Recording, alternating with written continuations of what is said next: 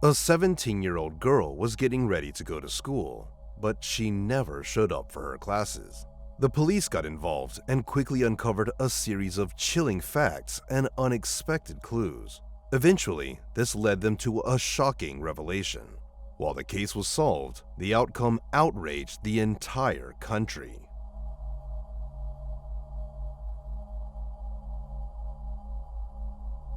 Ellie Gould was born on February 6, 2002, in the small British town of Calne.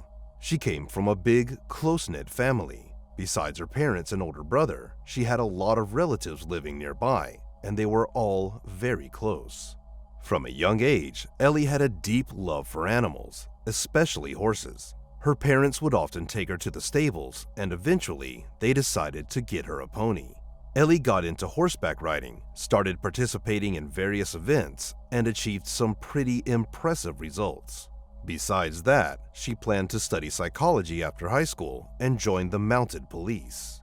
By early 2019, at the age of 17, Ellie was finishing her last year of school. She had plenty of friends there because she always tried to get along with everyone and avoid any conflicts. That same year, a classmate asked Ellie out, and they quickly started dating. Ellie, who had never been in a relationship before, was excited about this new experience. On May 3rd, Ellie woke up early as usual and started getting ready for school. She didn't have any morning classes that day, so she only needed to be at school by noon for just a few lessons. She had arranged for a friend to pick her up, said goodbye to her parents as they left for work, and waited at home. A few hours later, Ellie texted her friend, letting her know she'd decided to skip school that day and stay home, telling her not to come by. Her friend figured Ellie just didn't feel like going in for a couple of classes and headed off without her. Around 3 p.m., Ellie's father came home from work. When he walked into the kitchen, he was met with a horrifying sight. His daughter was lying face down on the floor in a large pool of blood. At first, he thought Ellie might have fallen and hit her head or gotten into some other accident. But then he saw the blood splattered all over the kitchen and noticed a knife lodged in his daughter's neck, with her hands gripping the handle. He immediately called an ambulance and tried to perform first aid, following the operator's instructions. But Ellie showed no signs of life, and her father realized she was already gone. When the paramedics arrived, all they could do was confirm Ellie's death, estimating she had been dead for at least 4 hours. They also saw multiple stab wounds on her body, most of them concentrated in her neck area. Ellie's parents were in complete disbelief. Even when the police told them that their daughter had been murdered, her father struggled to accept it. He was in a deep state of shock, convinced that what had happened to Ellie was just some kind of terrible accident. Her body was handed over to the medical examiners, and they established more details about what had happened. Along with the 13 stab wounds, they discovered signs of strangulation on her neck. It seemed the attacker had failed to kill her that way, so he grabbed the kitchen knife. They also found several defensive wounds, showing that Ellie had fought back, desperately trying to defend herself from the attacker. While forensic experts examined the crime scene, the police began their investigation. They brought Ellie's parents to the station and asked if they knew anyone who might have wanted to harm their daughter. After looking at each other, both parents could only think of one name: Thomas, Ellie's boyfriend.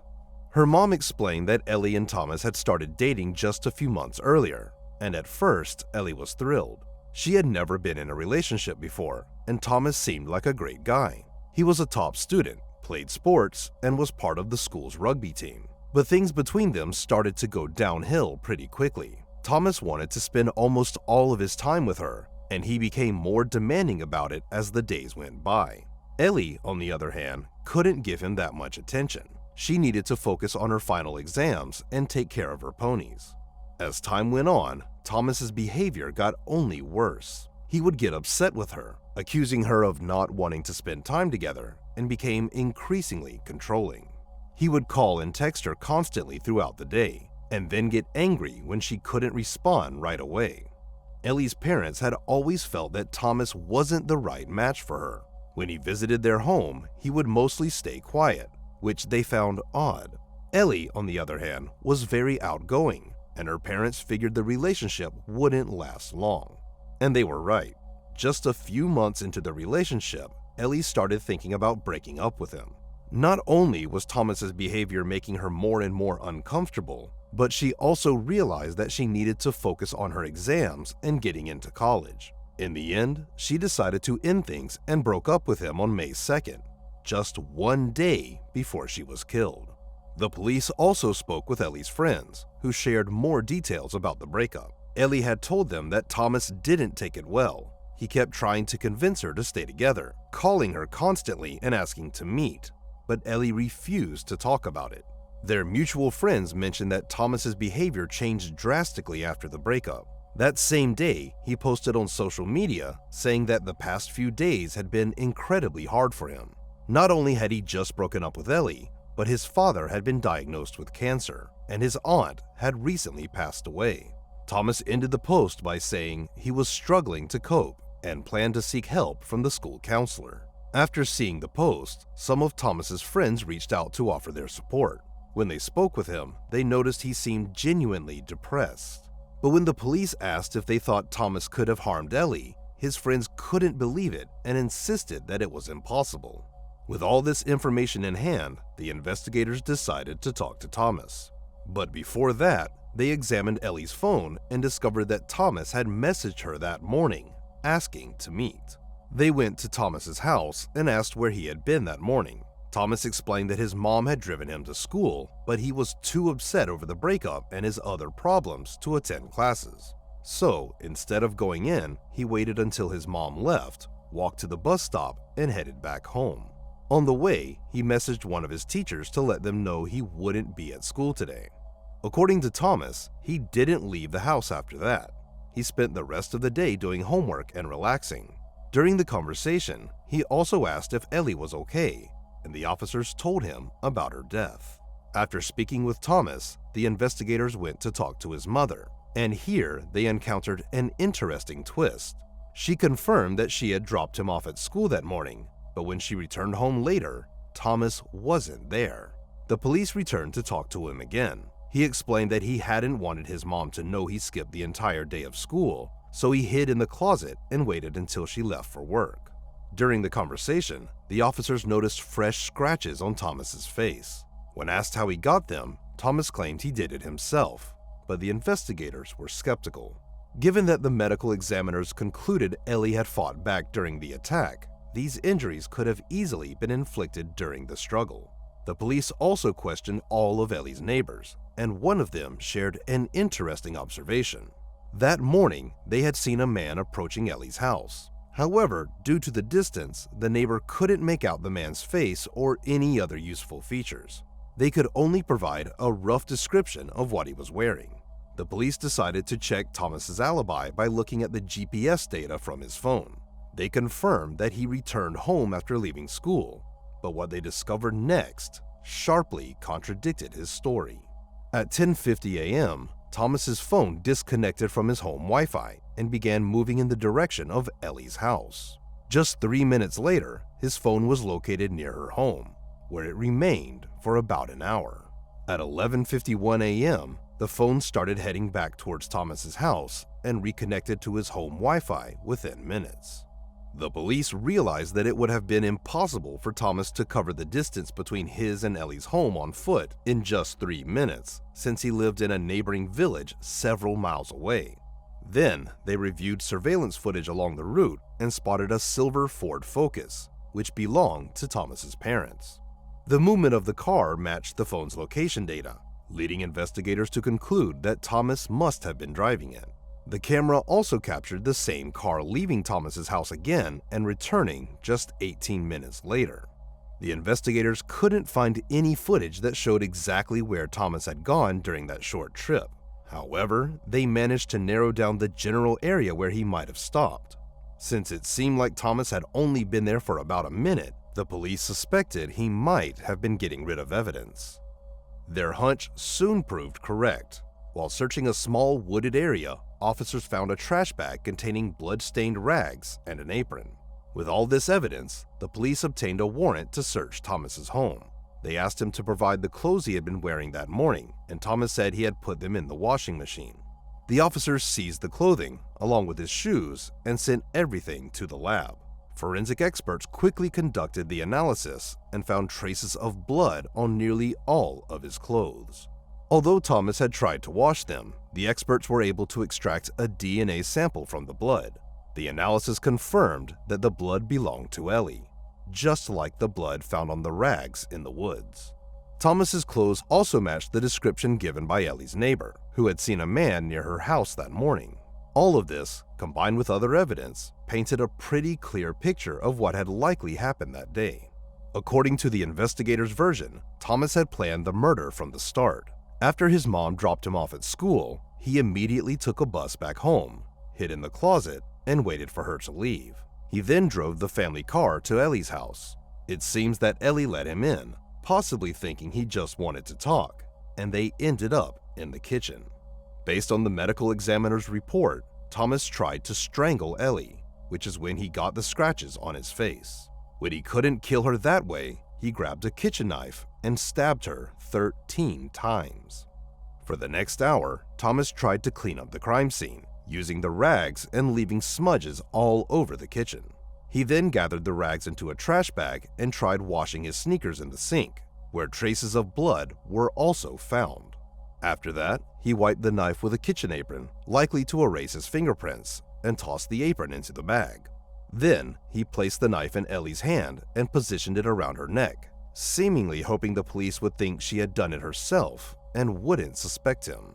Detectives also recalled the message Ellie had sent to her friend, saying she wasn't going to school and asking not to pick her up.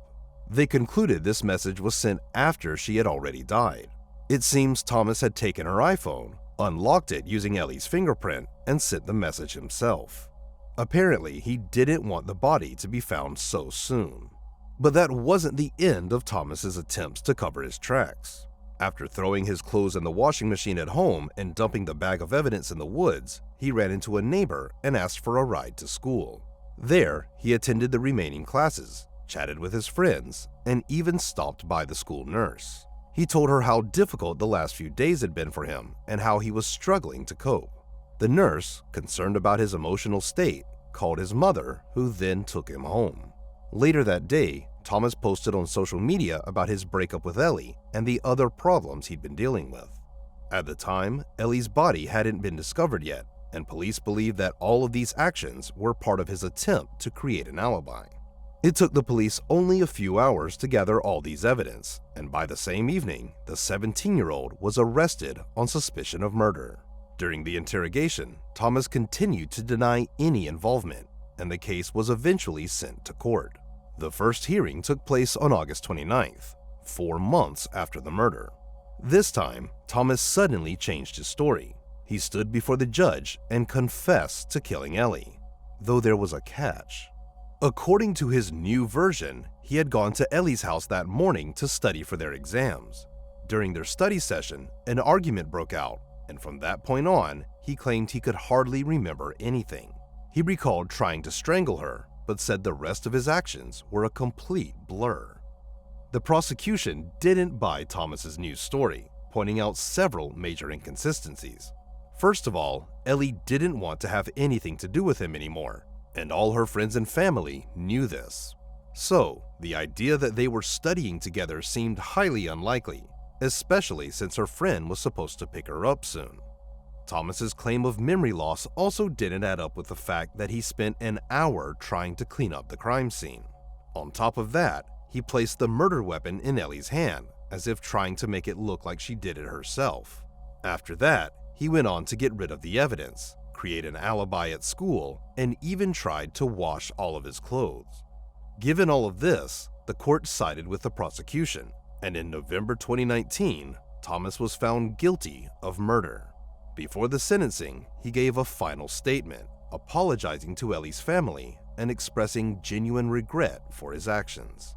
However, there was another issue at the end of the trial. Thomas was only 17 at the time of the murder, which directly impacted his sentence. The judge sentenced him to life in prison, with the possibility of parole in just 12 years. He also added an additional 5 years for the brutality of the crime. This means Thomas could potentially be released at 34 years old.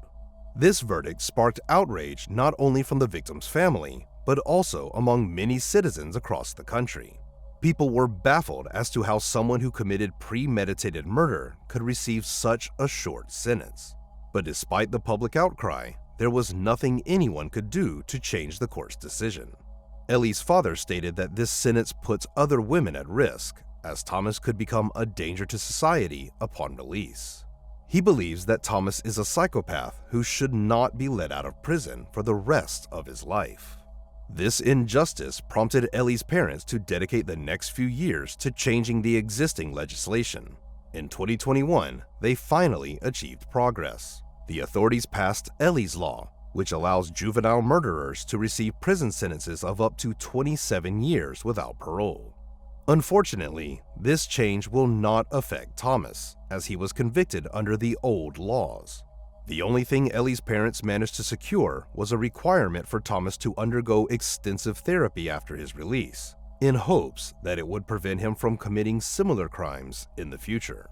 Since then, Ellie's parents have been organizing events in memory of their daughter, inviting children to ride her horses. According to her mother, this activity helps ease the pain of their loss, as horseback riding was Ellie's greatest passion. Share your thoughts on this story in the comments section, and don't forget to press the like button if you enjoyed my video. Thank you for watching.